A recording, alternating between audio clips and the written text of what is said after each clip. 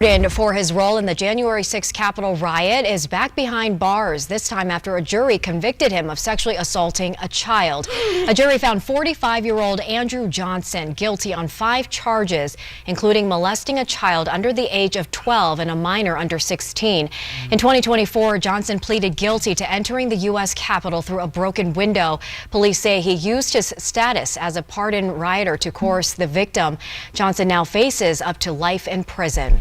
He used his status as a pardoned rioter to coerce the victim. Wow.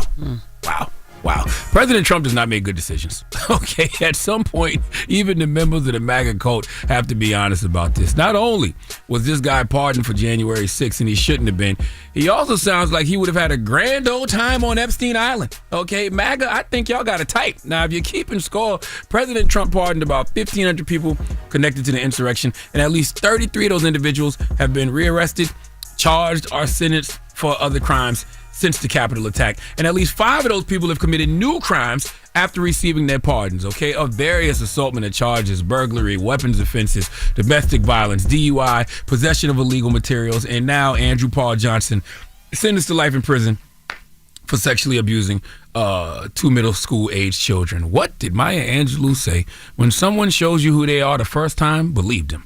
Okay, well, I don't know if Andrew Paul Johnson showed us he was a child molester, but he definitely showed us he was a terrible person.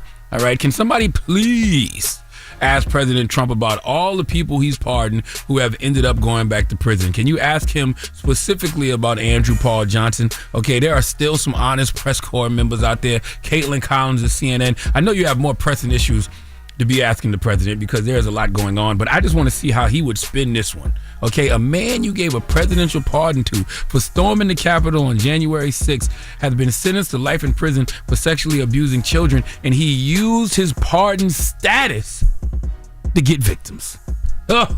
Let me be clear.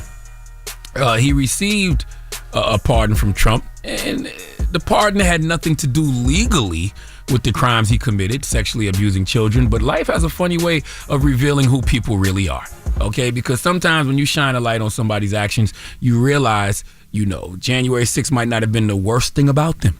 Okay, see, people argue about pardons like there's some kind of magic eraser, like you could just control, alt, delete, and suddenly somebody becomes a good person again. No, you was who you was before you got here, okay? You was a pedophile before the insurrection.